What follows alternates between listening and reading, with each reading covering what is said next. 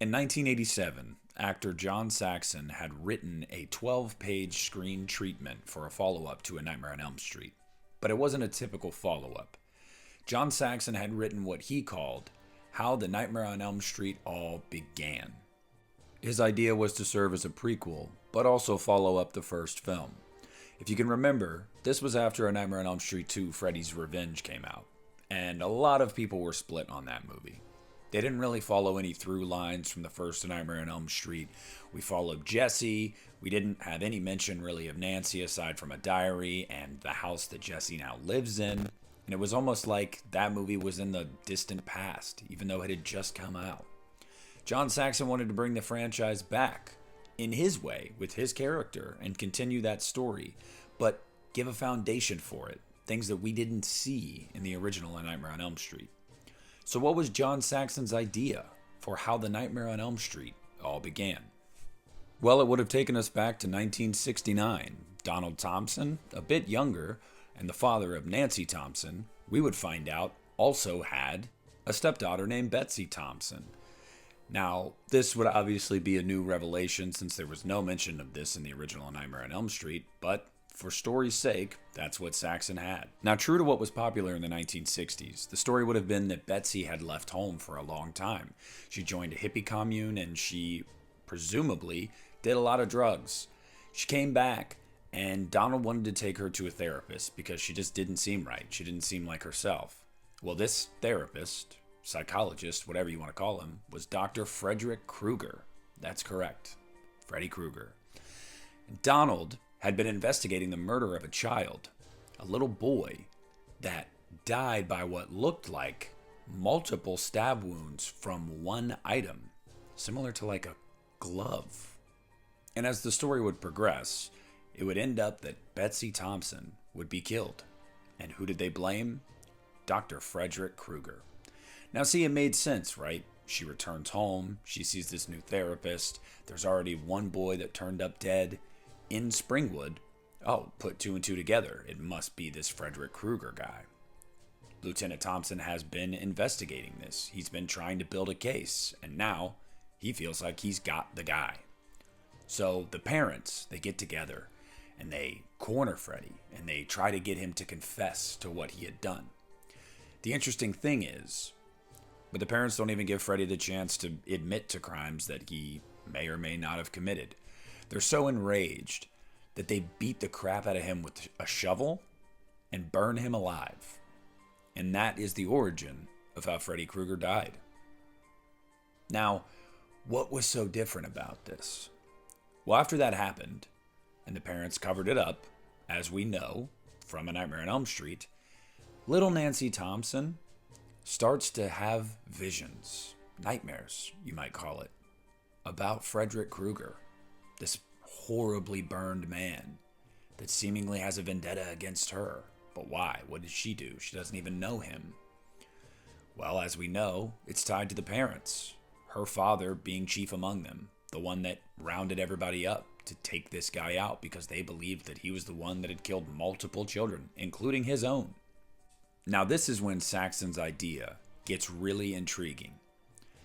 We would then find Lieutenant Thompson speaking to a young girl who confesses to the murders.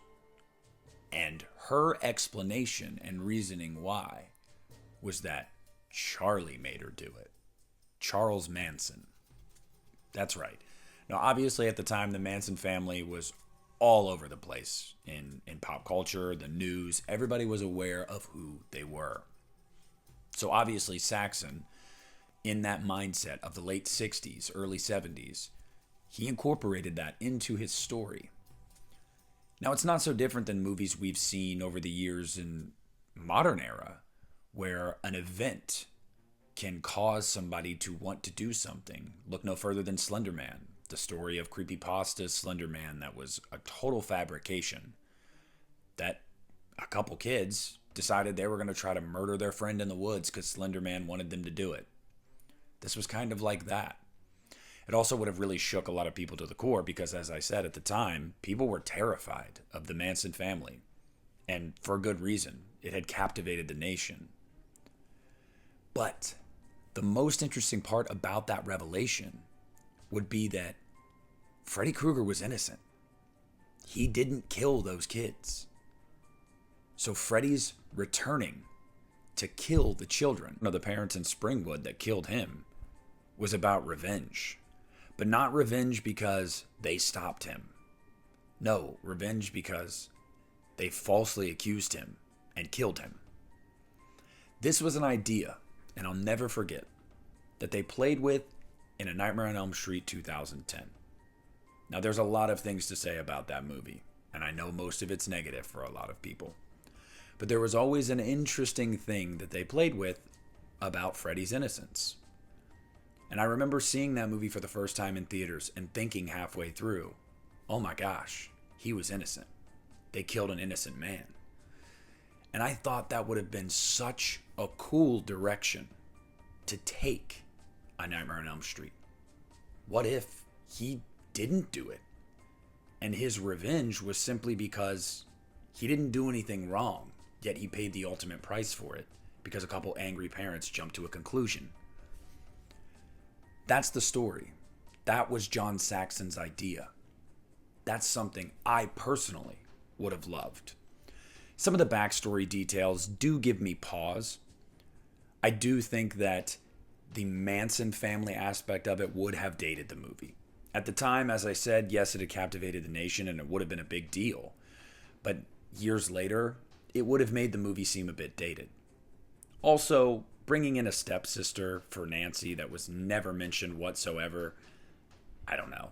That retconning seems a little muddy to me.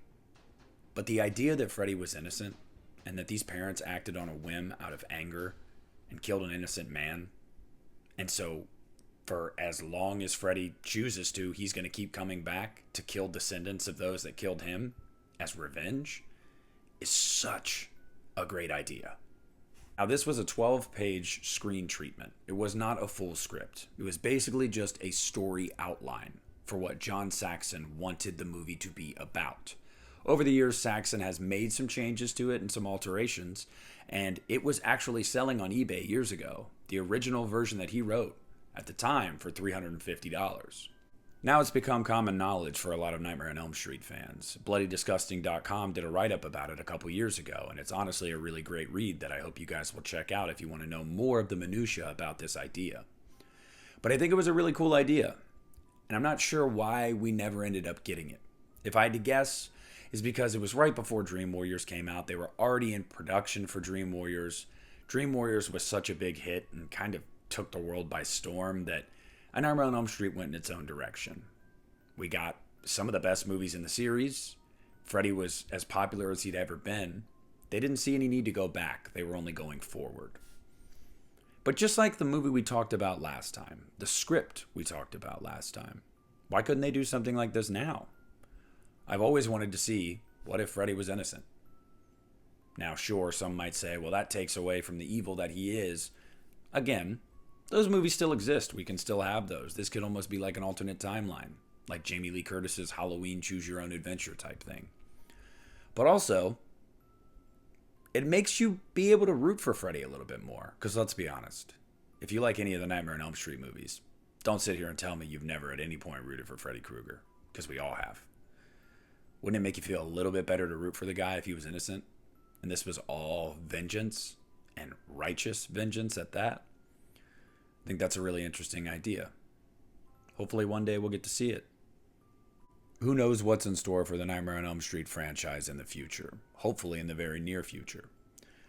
But I just look forward to the day, whether it's this idea or a completely different one, where we can finally have something go to screen and be able to say, Freddy's home.